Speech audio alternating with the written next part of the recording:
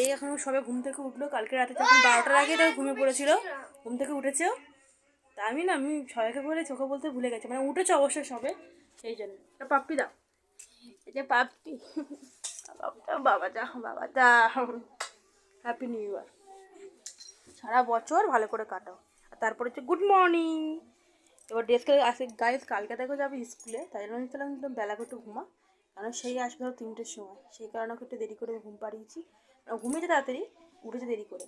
এখন প্রায় 11টার মতন বাজে, এবার নাইট স্যুটটা খুলবে।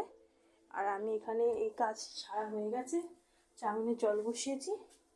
আর ধরো ফ্রিজে তো মিষ্টি আছে, দেখো কত মিষ্টিগুলো ভর্তি আছে, মানে আমি তো মিষ্টি খাই না, আর ফ্রিজে মিষ্টি ভর্তি আছে। মাছ আছে তো আজকে ওগুলোই করে দেবো, তারপর কালকে দেখবো।